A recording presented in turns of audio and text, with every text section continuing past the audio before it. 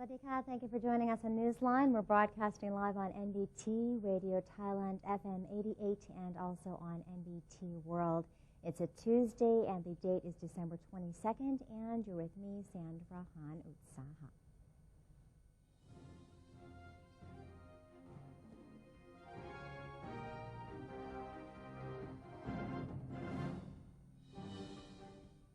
Welcome to today's segment of Thailand Moves Forward. Prime Minister General Prayut Chan-o-cha chaired a committee meeting on the rice policy and stockpile management to push the sale of low-quality rice, as Thailand's rice exports in 2016 are expected to decline.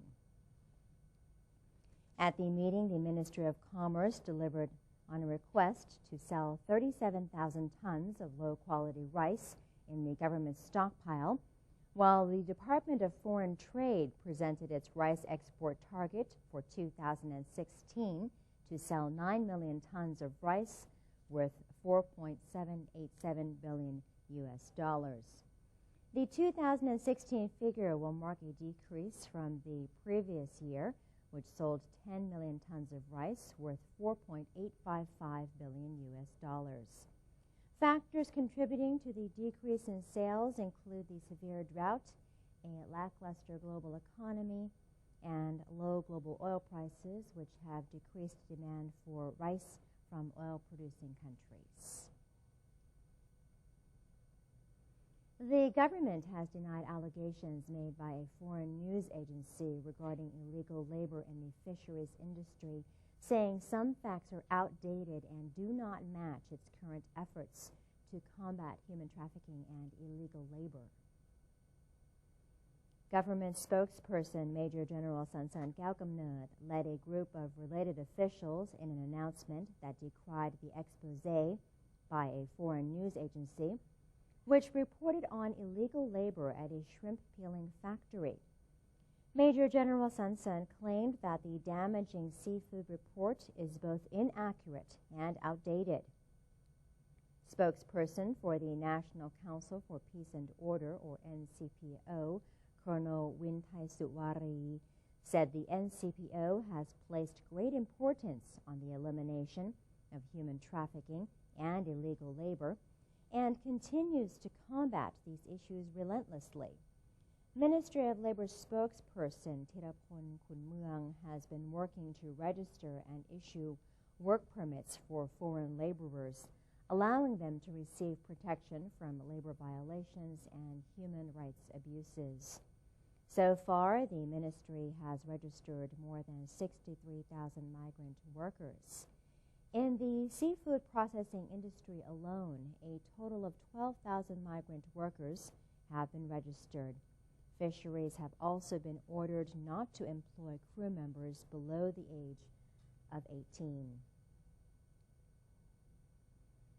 The National Reform Steering Assembly, or NRSA, is now in agreement with proposals on the reform of the country's political party system and elections.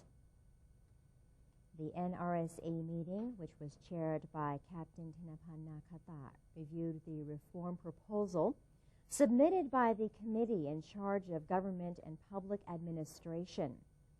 Chairman of the committee, Seri Suwanpanon, informed the NRSA meeting that the proposal was based on a report prepared by the now disbanded National Reform Council and was aimed at fielding quality politicians, forming political parties which are free from external interference, and promoting the efficient inspection of the use of government powers. The proposal was also meant to instill moral values and ideologies in the people, strengthen the economy, and solve problems of social inequality. NRSA members have broadly approved the proposal presented by Mr. Seri, while supporting ongoing amendments to legislation and expressing the hope that future elections will lead to open and honest politics. Constitution Drafting Commission, or CDC Chairman Michai Rachupan, said ideas will be fine-tuned to steer Thailand on the path of democracy following the completion of the first draft of the new constitution. Mr. Michai said more inspections would help lessen corruption under the new charter. At the same time, the political system will have to be in line with the country's context. He said the first charter draft will be released on January 29th of 2016. Mr. Michai said the CDC will ask various agencies and the general public to help study the draft. The committee will look into their ideas and make the necessary adjustments in order to lead the country to democracy. The Ministry of Energy is set to extend oil pipelines to the northern and northeastern regions of Thailand as part of the government's bid to turn the country into the regional hub for energy. Energy Minister General Anantaporn Kanchanarat officiated at the signing of an agreement between the Department of Energy Business and Fuel Pipeline Transportation Company Limited. The agreement is related to a project to construct an extended oil pipeline in the north. Under a budget of 7.5 billion baht, the project is divided into two segments, one between Bang Pa-in and Kamphaeng Phet with a distance of 350 kilometers, and the other between Kamphaeng Phet and Lampang with a distance of 220 kilometers. Expected to be finished within the year 2018, the new system will deliver up to 2 billion liters of oil to northern provinces each year. With higher supply, local oil prices could decrease by 30 to 40 satang per liter. A similar project in the northeast is also being considered by the ministry. The pipeline is to stretch from Saratburi province to Nakhon Ratchasima and Khon Kaen, a total of 340 kilometers. Once the planning phase is concluded, construction will be initiated in June of 2016, and official service will begin in early 2019. The Bank of Thailand, or BOT, has concluded that the domestic economy, as well as those of world markets, will see an upturn in 2016. BOT Governor Wirathai Santiparapop indicated the central bank expects next year's global economy to gradually recover due to the positive performance anticipated in major economies such as the United States. However, the global economy will be depressed by slow growth in China, while conflicting monetary policies in the United States, Europe, China, Japan, and emerging markets will continue to cause volatility in the foreign exchange market.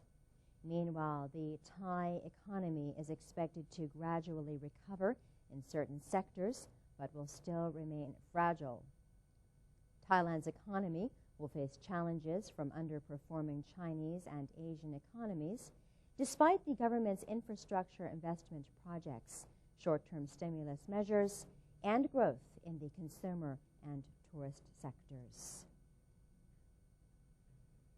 Bangkok Metropolitan Administration Deputy Permanent Secretary Patharut Thanranon has been inspecting outlets selling gift baskets in order to ensure that consumer rights are being protected. During the New Year holidays, gift baskets have become a popular gift for elders. Many of the baskets are pre-packaged, therefore buyers cannot inspect the goods prior to purchasing. The Deputy BMA Permanent Secretary led a team of officials to inspect gift baskets at Tesco Lotus in Sukhaviban 1 of Bangum District, and found that the gift baskets were being sold in accordance with the law. Items in the basket must be labeled properly with the price, quantity, and expiration date clearly displayed at the front of the basket. Officials are also checking the baskets for any contraband or illicit goods. The Royal Thai Police has invited all Thais to join a home safety program before traveling on holiday at the end of this year. Deputy Police Chief Police General Pongsapat Pongjaran said more safety measures have been adopted by Bangkok Police and volunteers this year. They are able to update homeowners via social media and a mobile phone application regarding the safety of their houses. Most of those leaving their houses to the care of the police reside in Chokchai District. The deputy police chief said he expected more people to join the program. This year, people are able to join over the phone instead of having to register at the police station. The program will begin from December 23rd until January 6th of next year. It was first launched in 2001 and is carried out during the periods of New Year celebrations and the Songkran Festival.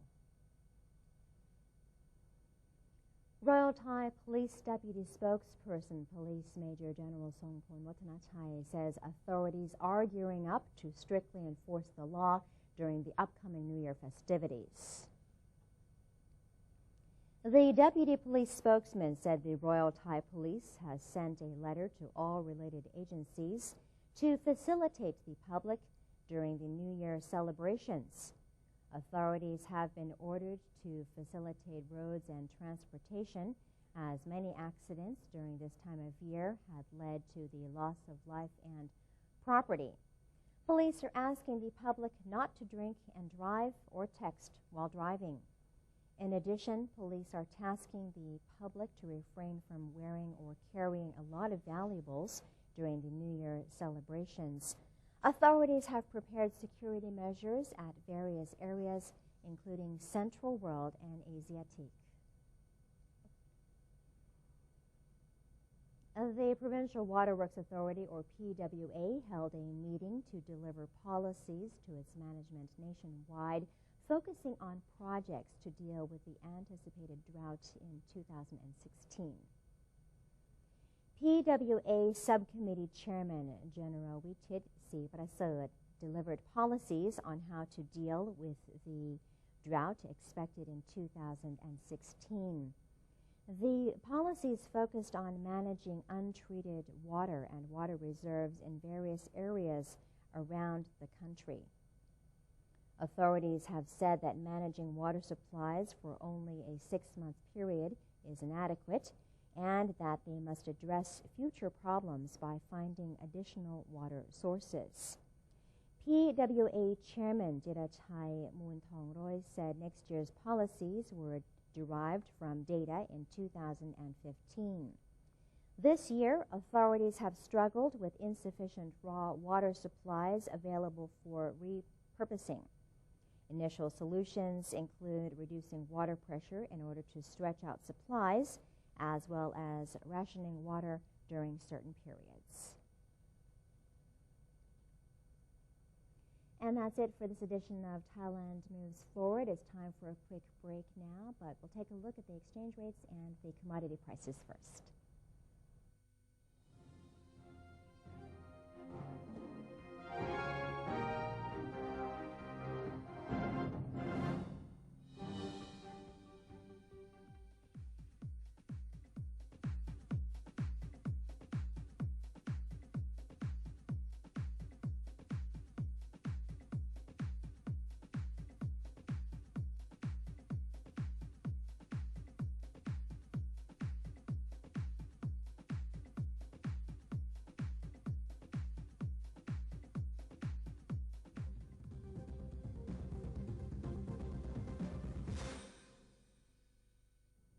Welcome to ASEAN, a community comprised of 10 countries, each with its unique culture and history, now unifying to bring added prosperity to the region.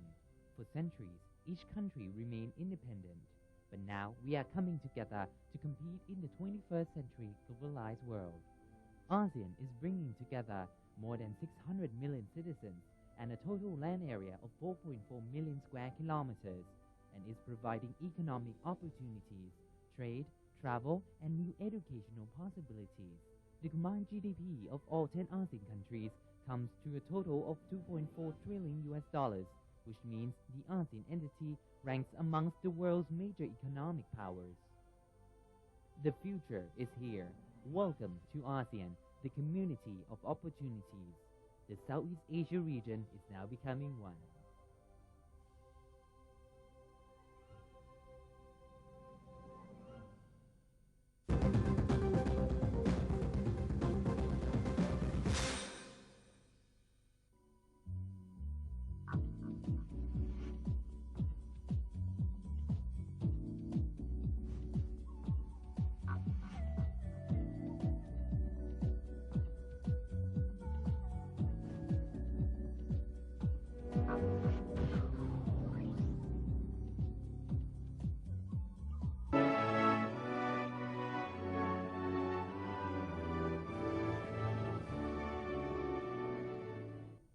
The countdown has begun for the long-awaited formation of the ASEAN community, and it will arrive in just 9 days now.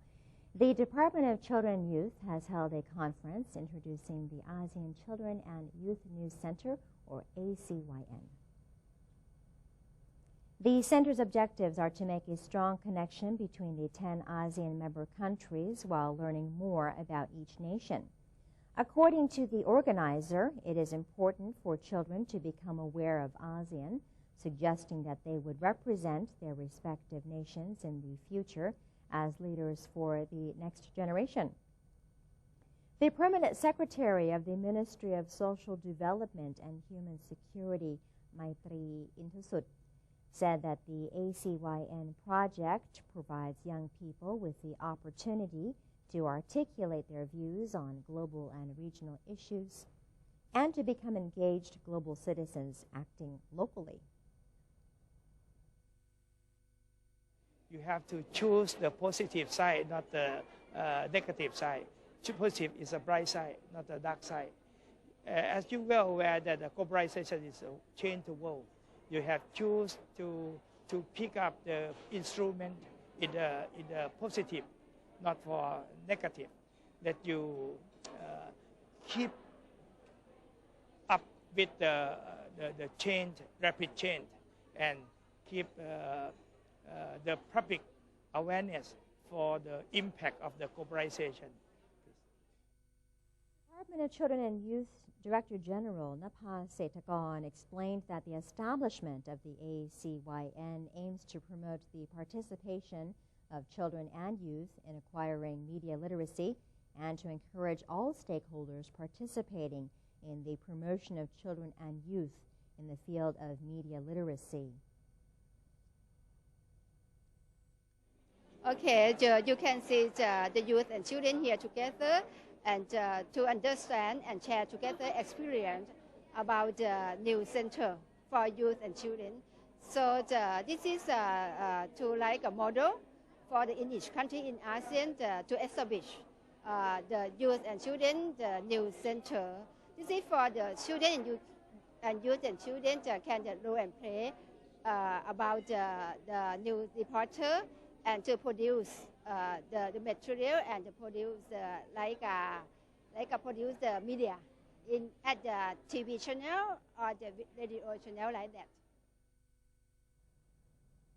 And Bangkan is moving forward with efforts to create a good image for the province as it gears up to welcome the ASEAN Economic Community, or AEC. Bangkan Governor Pongsak Paritawit presided over a workshop on how to create and promote a positive image of the province as the AEC becomes a reality on the last day of 2015. The workshop was held at the One Hotel in the province's main district and was attended by 160 people, including related government officials, government PR officials, as well as representatives from the private sector. The Public Relations Office's Tirada Punsawat said the office had received a budget from the province to organize the workshop for local government heads, PR officials, as well as private company representatives. The training prepares officials for the province's expansion as it gears up for the start of the AEC.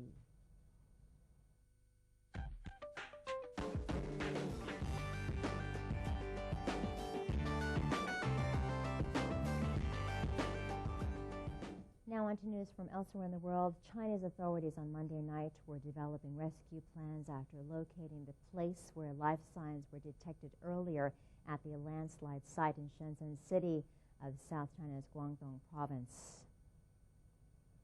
The landslide, which hit the Hengtaiyu Industrial Park in the city's Guangming district on Sunday, has left 85 people missing. The rescuers have developed two plans.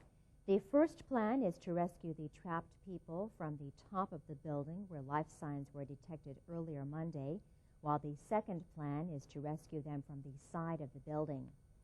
Rescue personnel and lighting facilities have been dispatched to the accident site successively to ensure continuous rescue work. Over 660 armed police and 40 large machines took part in the rescue operation earlier Monday to evacuate over 900 people, relocate 1,500 nearby residents, and repair 11 sections of collapsed roads.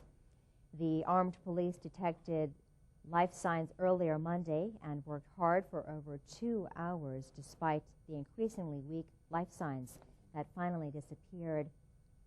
A total of 16 people who were injured during the accident were admitted to hospitals in Shenzhen, and some of them are recovering.